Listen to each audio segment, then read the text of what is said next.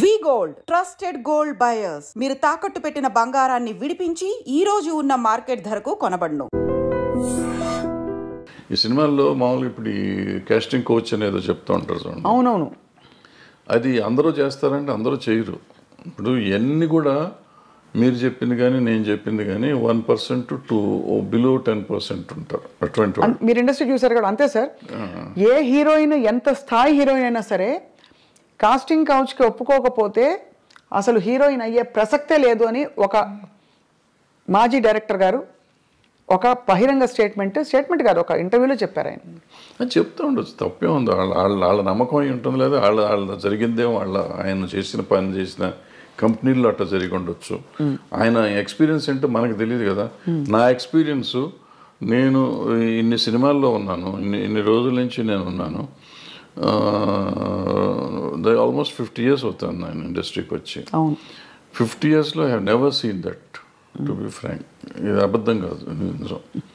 In fact నాకు reverse నేను experience చేశాను. ఫర్ ఎగ్జాంపుల్ ఎలా రివర్స్ అంటే ఏంటి సార్? వాళ్ళు they offer themselves, girls, women. అంటే ఆఫర్ అంటే సర్వైవల్ కోసం అంటారా? ఇంతే పాపం. వాళ్ళకి ఏముంటుంది, భయం. మనం ఏంటో తెలియదు కదా. సో ఇటువంటిది అయ్యి ఉంటుందిలే, మనం ఆఫర్ చేసేద్దాం, ఆయన అడగటానికి సిగ్గుపడుతున్నాడు, మనమే ఇచ్చేస్తే పోతుంది కదా అనే ఫీలింగ్లో. అలా ఉన్నారా సార్ హీరోయిన్స్? అందరూ ఎవరో ఒకళ్ళు ఉంటారమ్మా. ఇప్పుడు వీళ్ళు అడిగారు అన్న ఎంతమంది తక్కువ మంది ఉంటారో అట్లా అడిగే వాళ్ళు కూడా అంతే తక్కువ ఉంటారు. That's why I am giving a parallel. అది అర్థమైంది. బట్ అలా బిట్వీన్ 1 to 10% ఉంటారు తప్ప. అప్పట్లో సెల్ ఫోన్స్ ఏవి ఉండేవి కాదు కదా సార్. ఏముండవు. అలా అడగడం ఎలా తెలిసేది మరి వీళ్ళకి? అంటే కబురు పెడతారా? అడగటం ఇవన్నీ డైరెక్ట్గా అడగటమే. అడిగేవాళ్ళు అనేవాళ్ళు డైరెక్ట్గా అడగటమే. ఏటో అడిగినా, వీళ్ళు అడిగినా వాళ్ళు అడిగినా, లేనా పెద్ద దానికి మొహమాటం సిగ్గులు ఏముండవు. It's very awkward sir. And అంటే ఇంత బ్యూటిఫుల్ పరిశ్రమలో ఈ ఒక్క విషయం ఇంత చర్చనీయాంశం అవుతుంది గత 10 ఏళ్లలో. అంటే చర్చనీయాంశం అంటే 2 రకాలమ్మది. ఇప్పుడు పిచ్చి ముందా పెళ్లి ముందా అంటే, ఇప్పుడు ఇద్దరికి ఇష్టమైతే ఇప్పుడు అడగగానే లొంగిపోతారు అనేది కూడా నేను నమ్మను. అన్లెస్ వాళ్ళకి ఒక అవసరం, నేను దీంట్లో సర్వైవ్ అవ్వాలంటే ఇది అయితేనే అవుతుంది అనుకుంటే లొంగొచ్చు. లేదంటే ఎందుకు లొంగుతారు వాళ్ళు? అలాంటి ఏమంటారు, మ్యూచువల్ బెనిఫిట్ కోసం జరిగితే జరగాలి తప్ప నేనేదో ప్రతి వాళ్ళు ఇట్లా చేస్తారంటే జరిగేది కాదు. మీరు ఎప్పుడైనా ఇబ్బంది పడే సందర్భాలు ఉన్నాయా సార్? ఎట్లా అంటే డైరెక్ట్లీ ఆర్ ఇండైరెక్ట్లీ మీకు ఒక కబురు పెట్టి మీ హీరోయిన్స్ వండుకుంటే ఒకటి అరా ఉంటాయి అంతే కాదు. అంటే అందరూ అలా వచ్చి ఉంటారు కదా, మీరు చెప్పారు కాబట్టి ఐఎమ్ ఆస్కింగ్. సో చాలా మంది చాలా జెంట్, చాలా మర్యాదగా సొంత పిల్లల్లాగా. నాకు ఆడపిల్లలే 3. సో వాళ్ళంతా మన ఇంటికి వచ్చి ఇంట్లో ఆడపిల్లలాగా ఉండేవారు తప్ప ఎవరు ఒకటి అరా 20 ఉన్నా కానీ పెద్ద విషయం. ఇవన్నీ అంటే ఇది ఇప్పుడు లేటెస్ట్గా మీరు కూడా మొన్న ఆఫ్ రికార్డ్ చాలా విషయాలు మీరు మాట్లాడినప్పుడు ఎక్స్ప్లెయిన్ చేసి చెప్పారు సార్. అదే ఈ జానీ మాస్టర్ ఇష్యూ తెరపైకి వచ్చినప్పుడు కూడా ఈ కమిటీలు వేయడం, వీటిని పరిష్కరించే దిశగా కమిటీల్లో ఉండేవాళ్ళు ఎవరు కూడా దిగొచ్చిన ఎవరు అంటే ఇట్స్ నాట్ సో ఈజీ కదా సార్. ఇవి హ్యూమన్ రిలేషన్షిప్స్ చాలా కాంప్లెక్స్గా ఉంటాయి. మీరు అన్నట్టు ఒక టైంలో ఇష్టం ఉండొచ్చు, ఒక టైంలో కాంప్రమైజ్ అవ్వచ్చు, ఒక టైంలో అది చెడుగా కనిపించవచ్చు, రకరకాలు ఉంటాయి, తప్పించుకోలేని పరిస్థితులు ఉండొచ్చు. ఏమిటవుతుంది sir? What you think is? అంటే ఇప్పుడు మీకు గతంలో మొదటి నుంచి కూడా చరిత్ర కనుకోండి, ఇతిహాసాలు తీసుకోండి, పురాణాలు తీసుకోండి. ఆయన వాల్మీకి గారు దొంగ, ఆయన తర్వాత మంచివాడు అయిపోయాడు. సో ఇట్లా మనుషుల్లో మార్పులు చాలా వస్తూ ఉంటాయి. మారిన ఇప్పుడు నేను మారిపోయాను, గతంలో తప్పు చేశాను నేను, ఇప్పుడు నేను మారిపోయి ఉంటే నువ్వు తప్పు చేసావు అంటే దానికి అర్థం లేదు కదా. సో నువ్వు గతంలో నువ్వు దుర్మార్గుడు కాబట్టి ఇప్పుడు ఏం చెప్తావంటే, ఇప్పుడు నేను మారిపోయాను, నేను సన్యాసిని అయిపోయా. బుద్ధుడు అంతకు ముందు రాజు, అశోకుడు అంతకు ముందు రాజు, వీళ్ళిద్దరూ బౌద్ధ మతానికి వచ్చినాక వాళ్ళు ఏమి చేయలే. బుద్ధుడు దేవుడు కాదంటావా? అంతే కదా సార్. సో మరి ఏ కాంటెక్స్లో చెప్తున్నారు అది? అంటే తప్పులు జరుగుతున్నాయి కానీ ఎట్లా ఉంటుందంటే, నేను విక్టిమ్ని అనుకోమ్మా, విక్టిమ్ కానీ లేకపోతే నా మీద ఎలిగేషన్ వచ్చింది అనుకోమ్మా. సో నాకు కడుపు రగిలిపోతూ ఉంటుంది. అంటే ఇది ఎట్లా ఉంటుందంటే, దీంట్లో ఇప్పుడు వస్తున్న ఇష్యూస్ అన్నీ ఏంటంటే, ఇప్పుడు ఇద్దరు మ్యూచువల్గా ఒకళ్ళకొకళ్ళు ఇష్టపడతారు. అప్పుడు కూడా కదా సార్, ఎప్పుడైనా కానీ ఇష్టపడతామో లేకపోతే సరెండర్ అవటమో ఏదైనా అనుకోండి. సరెండర్ అయినా కానీ తర్వాత కలిసి ఉన్నారుగా. అవును. నాతో సరెండర్ అయిపోయినాక ఇద్దరు కొంతకాలం కలిసి ఉన్నాం. ఇప్పుడు సరెండర్ అయిన వాళ్ళు నా మీద కేసు పెడతాం మొదలెడతాను వాడిని.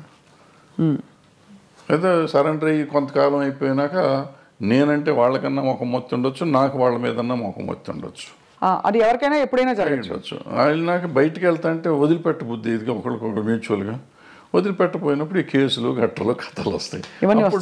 అప్పుడు నువ్వు ఎట్లా మొన్నటిదాకా బాగానే ఉన్నావు కదా, ఇప్పుడు నేను అవసరం తీరిందని వచ్చావా అని ఒకళ్ళు ఈ రకంగా ఉంటాయి.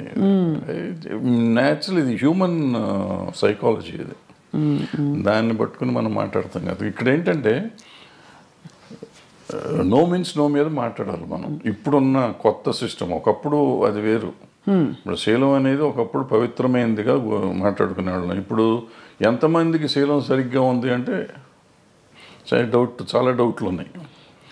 అంటే శీలాన్ని శీలంగా చూస్తున్నామా లేదా అనేది పాయింట్. అంటే ఇది వరకు ఇట్ వాజ్ అ బిగ్ టాబు, అంటే ఇప్పుడు కాదు, అది ఇప్పుడు మోర్ నార్మలైజ్ అయిపోయింది. సో ఇప్పుడు దానికి ఏమవుతుంది ఆటోమేటిక్గా నీకు ఇష్టం లేనప్పుడు అవుతుంది. రోజు మనకి రిలేషన్షిప్లో ఉంటున్నాం, మనం రిలేషన్షిప్లో ఉన్నామని మనం ఫేస్బుక్లో పెట్టుకుంటున్నాం, ఇన్స్టాగ్రామ్లో పెట్టుకుంటున్నాం, అన్ని చోట్ల పెట్టేసుకుంటున్నాం. నెక్స్ట్ డే ఇప్పుడు బ్రేకప్ అయిపోయామని మనం పెట్టుకుంటున్నాం. సో మనమే అనౌన్స్ చేసుకుంటున్నాం వాట్ ఈస్ హ్యాపెనింగ్. అవును. ఆ తర్వాత మనకే కోపం వస్తే వాళ్ళ మీద కేసు పెడుతున్నాం. ఇది ఇప్పుడు దానికి ఎవరు బాధ్యులు అంటే కలిసి ఉన్నారు కదా. ఇప్పుడు ఏం పోయే కాలం ఏం తీపరం వచ్చింది మీకు అంటారు మా అమ్మమ్మ భాషలో మాట్లాడాలంటే. తీపరం లేదు, తాపరం లేదు. ఇది ఏంటంటే నాకు ఇష్టం లేదు, నువ్వు రావద్దనని రావకూడదు, అంతే, సింపుల్. సో అక్కడ నుంచి ఆ వైరం వల్ల వచ్చే కేసులు అంటారు ఇది. కానీ జెన్యున్గా ఆడపిల్లలకి రక్షణ లేదని హేమా కమిటీ రిపోర్ట్ని కూడా మీరు ఆమోదించపోరు. ఎందుకు డెఫినెట్గా ఉందమ్మా, డెఫినెట్. ఇప్పుడు ఒక అమ్మాయి వచ్చింది పాపం, ఎవరో ఒక అమ్మాయి ఆశగా సినిమాల్లోకి చేద్దామని వచ్చింది. వచ్చిన అమ్మాయిని నువ్వు నాకు ఏదన్నా ఇది ఇస్తేనే నేను ఉద్యోగం ఇస్తాను, వేషం కానీ పని కానీ ఇస్తాను అనేది దుర్మార్గమే కదా. హేమ కమిటీ రిపోర్ట్లో కానీ ఎక్కడైనా కానీ ఈవెన్ పాక్సో దీంట్లో కానీ అదే చెప్తాను. నువ్వు అడగటం కూడా తప్పు. అడిగినాక లొంగి నువ్వు ఆ అమ్మాయికి పని ఇచ్చేసినా కూడా, ఎదురు పని ఇచ్చేసినా కూడా లొంగ తీసుకోవటం తప్పే. కాబట్టి ఏ రోజు తెలిసినా కానీ నా మీద నేను శిక్షార్హుడిని.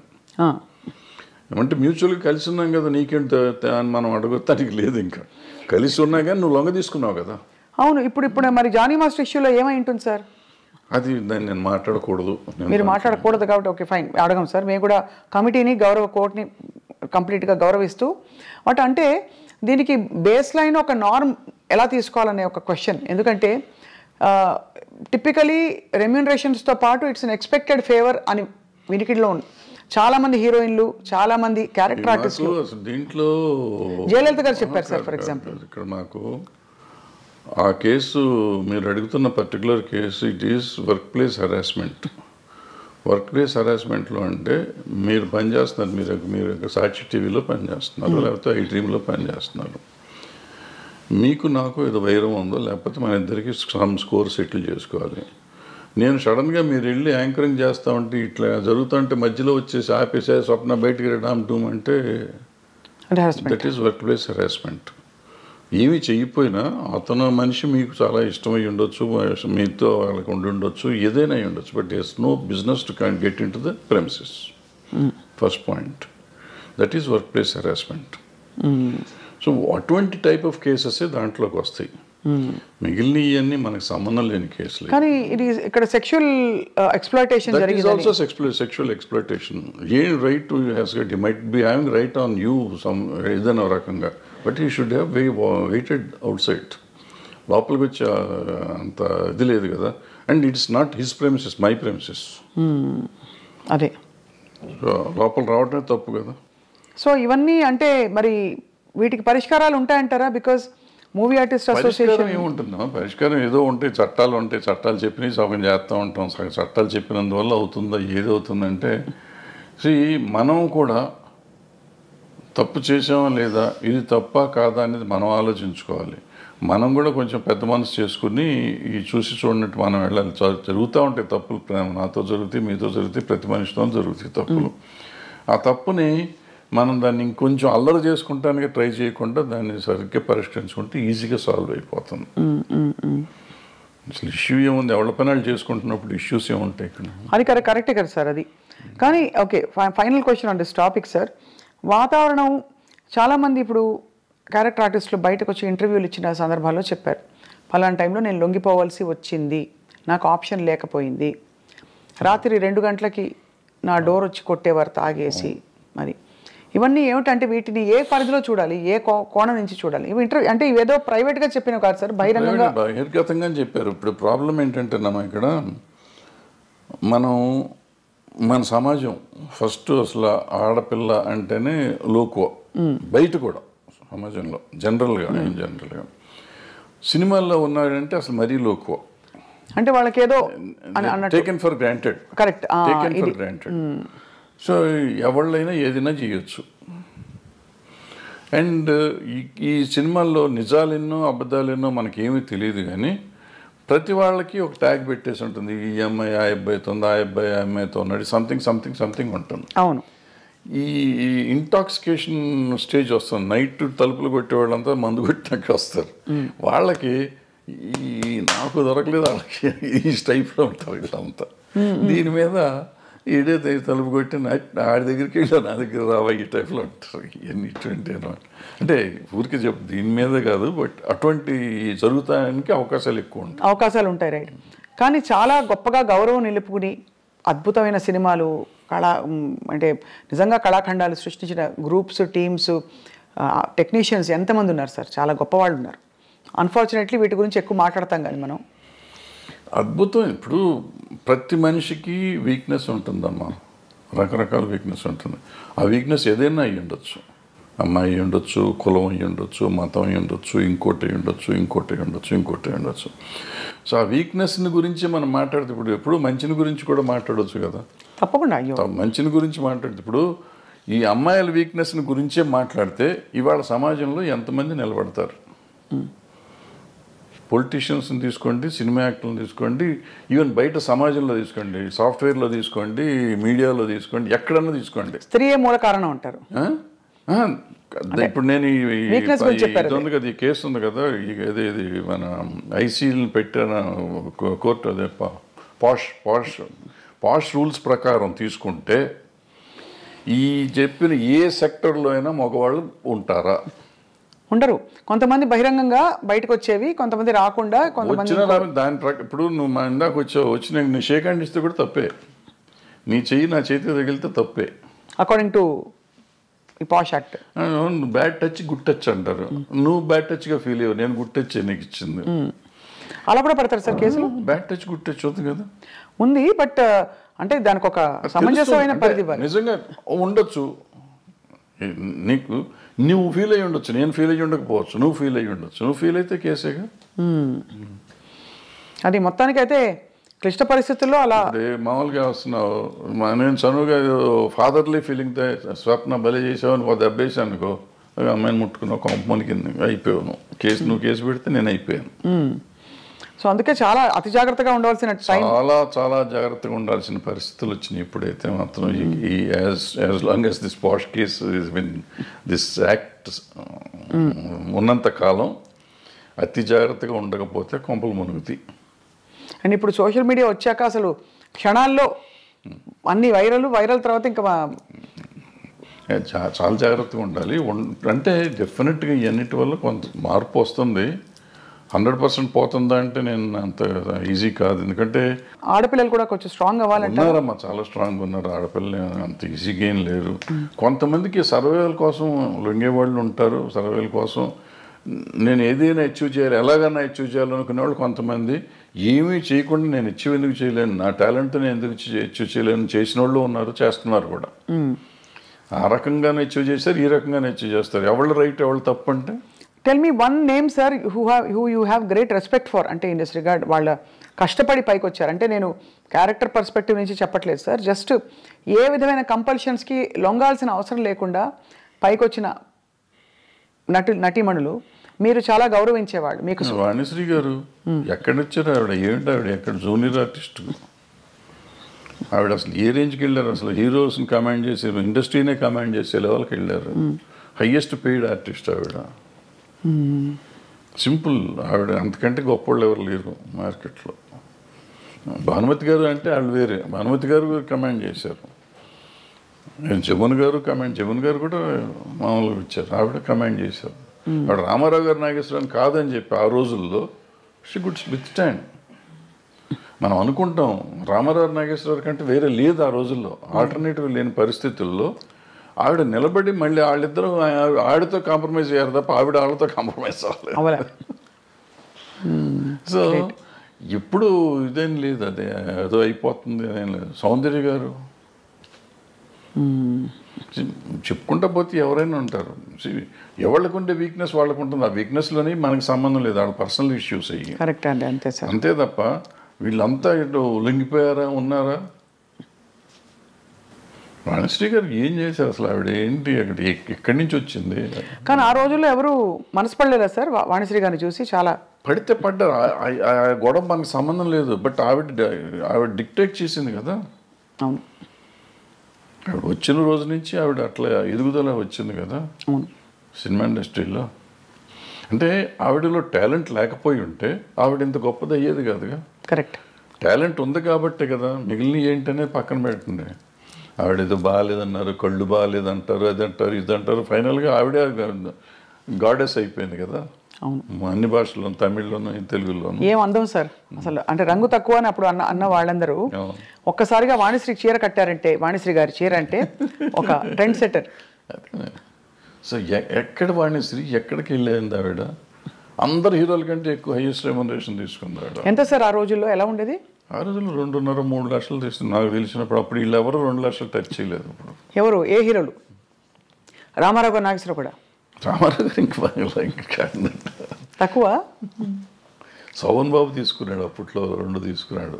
ఈవిడ 2.5 తీసుకుంది రోజుల్లో. మరి కాలం మారిపోయిందా, డబ్బు విలువ పడిపోయిందా సార్? రామారావు గారు కంబ్యాక్ వచ్చినాక ఆయన హైయెస్ట్కి వెళ్ళిపోయారు. ఆ మధ్యలో బడిపంతులు చేసే రోజుల్లో ఆయన 1,00,000 దగ్గరే ఉన్నారు అన్నమాట. సార్ ఆన్ స్క్రీన్ గురించి మాట్లాడదాం. మనకి ఎక్కడో ఇన్ పోర్ట్రేయింగ్ విమెన్, అంటే విమెన్ ఇష్యూస్ మీద మీరు బాగా స్పందిస్తూ మాట్లాడుతూ వచ్చారు కాబట్టి స్క్రీన్ మీద కూడా మొన్నటి డాకు మహారాజ్ సినిమాలో పాట కూడా విమర్శకి గురైంది కొంత. అవసరమా అని, తప్పు రైట్ అని కాదు, ఇది అవసరమా మనకి? అంటే మీ పరిధిలో మీరు ఎప్పుడు కూడా అశ్లీలం, అసభ్యకరం అనే అంశాలకు కానీ, స్టెప్పులు వేసినప్పుడు ఇలాంటివి కానీ మీరు జాగ్రత్తలు తీసుకునేవారా? Were you very conscious? డెఫినెట్గా వెరీ కాన్షియస్. అంటే నాకు ఒక్క సినిమాకి నాకు కోపం వచ్చి తీసాను,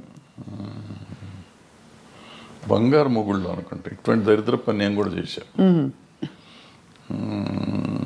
ఆ పాటే దరిద్రం. అక్కడ చేయేస్తే ఇక్కడ చేయేస్తే సంథింగ్ ఏదో ఉంటుంది, సరే గుర్తులేదు. అంటే మంచి నీతిగా అసలు ఎక్కడ ముట్టుకోకుండా ఒకరినొకరు టచ్ చేయకుండా సినిమా తీస్తా అంటే ఎవడు చూడలేదని కోపం వచ్చి ఆ సినిమా దరిద్రం పెట్టండి అని చెప్పి నేను పెట్టి తీస్తాను. అంటే ఒక్కోసారి ఫ్రస్ట్రేషన్లో చేసిన పని అది చేసింది నేను చేసిన తప్పే. బట్ ఇవాళ వాళ్ళు చేసిన తప్పంటే ఇప్పుడు నాకు వయసు అయిపోయి నేను సినిమాలు లేవు కాబట్టి వాళ్ళు చేసిన తప్పండి. ఇవాళ చిరంజీవి గారు ఠాగూర్లోనో దేంట్లోనో అదేదో సినిమా పాట ఏదో ఉంటుంది, ఏమంటే నేను అప్పుడు కామెంట్ చేశాను, అంత అద్భుతమైన సినిమాలు ఇది ఏంటండి అని చెప్పి. ఆ తర్వాత వాళ్ళంతా ట్రోల్ చేశారు. అట్లాగే బాలకృష్ణ గారు మొన్న ఆ సినిమాలో కూడా అది అనవసరం, అది ఆయన స్టేచర్కే అనవసరం. అసలు ఇవాళ అటువంటివి చూస్తారు అనుకోవటం అనవసరం. అంతకుముందు ఆయన చేశాడు కదా భగవత్ కేసరి, అద్భుతంగా చేశారు ఆ సినిమా. అఖండ అద్భుతంగా చేశారు. అమ్మాయి కనపడకుండానే సినిమాలు ఆడుతుంటే ఆయనకి ఎందుకు ఇది, దీనికోసం ఎవరిని వస్తారా? ఎన్ని టికెట్లు దిగుతాయి ఊరికి, కాంట్రవర్సీ తప్పించి. అందులో ఆయన ఎమ్మెల్యే, పొలిటీషియన్, అందుకనే కదా సార్ ఇన్ని ఉండగా ఆయనకి అటువంటిది ఆయనే రిజెక్ట్ చేసి ఉంటే పోయేది. లేదు చేసే ప్రొడ్యూసర్లు అడిగారు, డైరెక్టర్లు అడిగారు, డాన్స్ మాస్టర్ అడిగాడు, ఏదో వాళ్ళ గోల మనకెందుకు. కరెక్టే సార్. అంటే ఎంటర్టైన్మెంట్ ప్రపంచమే విస్తరించింది బాగా. నెట్ఫ్లిక్స్లో ఇంట్లోనే మనకి ఫారిన్ అయితే ఎన్నెన్నో రకరకాలు అన్నీ వచ్చినాక అసలు బేసిక్గా ఓటీటీ వచ్చిన తర్వాతమ్మా ఏది తప్పు ఏది ఒప్పు అనేది లేకుండా సెన్సర్ వాళ్ళు కూడా వదిలేస్తున్నారు ఇవన్నీ పట్టించుకోకుండా. నాకు రౌడీ అన్నయ్యలోనో దేంట్లోనో ఒక సాంగ్ చేస్తాంటే ఈ రంపక వరకు మిడీ లాగా ఉంటుంది ఇక్కడ దాకా. ఓ సాంగ్లో తిరుగుతూ ఉంటే కొంచెం లేస్తుంది.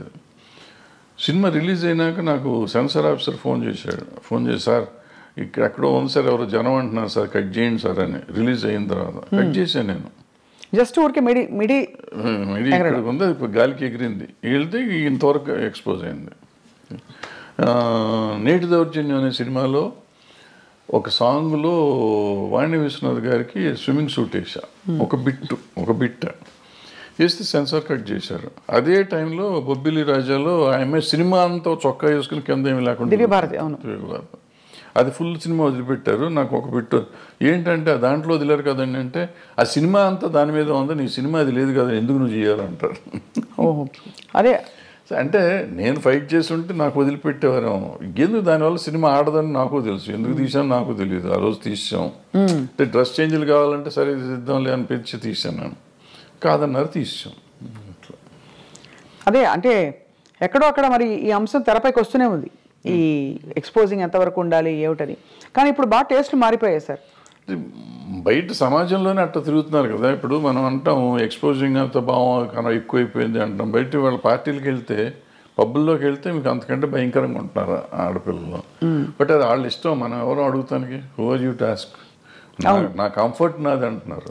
సో ఇప్పుడు మన ఈక్వల్ రైటే కాకుండా నిజంగా కూడా వాళ్ళ కంఫర్ట్, నా ఇష్టం వచ్చిన బట్టలు నేను వేసుకున్నప్పుడు ఆడపిల్ల బట్టలు ఇష్టం వచ్చిన ఆడపిల్లలు ఎందుకు వేసుకోకూడదు. ఈ కొంతమంది ఏమంటారంటే నువ్వు అటు వేయటం వల్లే కదా ఇది జరిగింది, వేయటం వల్ల జరగటం నిన్ను కంట్రోల్ చేసుకోవాల్సిన బాధ్యత నీకు ఉంది కదా. అవును, ఈ సమాజంలో ఉంటే నేను చూసి నేను ఆ అమ్మాయిని చూడగా నాకు ఏదో అయ్యింది అనేది ఆన్సర్ కాదు. బోస్ గారు కరెక్ట్గా రాశారు, you have to control your self. Correct. అంటే కోకా కడితే కొరకొరమంటూ చూస్తారు, పొట్టి గౌను వేస్తే పట్టి చూస్తారు. అది అంటే ఇంచుమించు మీరు అన్నట్టు అది అనాదిగా అది సృష్టిలో ఉండే ఒక వైపరీత్యం అలా కొనసాగుతుంది. అంటే సినిమా ఇండస్ట్రీ పాపం ఫోకస్లోకి వచ్చింది. కానీ అది సార్ మరొక అంశం, మీరు తెరపైకి చాలాసార్లు వచ్చి మాట్లాడారు, ఈ డ్రగ్స్ ఇష్యూ కూడా, ఇలాంటి కాంట్రవర్సీలు ఇవి బాగా, అంటే drugs because of the free money, easy money అందుబాటులో ఎక్కువగా ఉన్నది చిత్ర పరిశ్రమలో. లేదు మీరు అన్నట్టుగా పొలిటీషియన్స్, బిజినెస్ మ్యాగ్నెట్స్ వాళ్ళ ఫ్యామిలీస్లో. కాబట్టి దీనివల్ల ఎలా ఖర్చు పెట్టాలో తెలియక ఈ డ్రగ్స్ వీటి అలవాట్లు బారిన పడతారని చెప్పి కొంతమంది ఎవరో చెప్పారు, గ్లామర్ కోసం తీసుకుంటారని. Is that true sir? అసలు ఫస్ట్ పాయింట్ నువ్వు చెప్పిన దాంతో నేను ఏకీపించను. ఇదేంటంటే సినిమా ఇండస్ట్రీలో డబ్బు చాలా ఎక్కువ ఉంటుంది అనేది నమ్మన్నాను. అసలు సినిమా ఇండస్ట్రీలో వచ్చే కొంతమంది దగ్గర డబ్బులు వస్తే బాగుంటుంది. చాలామంది 80% మధ్య వాళ్ళు డే టు డే ఎక్స్పెన్సెస్ కూడా ఎత్తుకునే బ్యాచ్ ఉంటారు. ఓ 10% ఉంటారు నువ్వు చెప్పిన డబ్బులు ఎక్కువ ఉన్న వాళ్ళు ఉంటారు. కొంతమంది ఎడిక్ట్స్ అవుతారు. ఇప్పుడు మన స్కూల్లో పిల్లలు ఉంటున్నారు, స్కూల్లో పిల్లలు దే ఆర్ ఎడిక్ట్స్ నౌ. వాళ్ళకి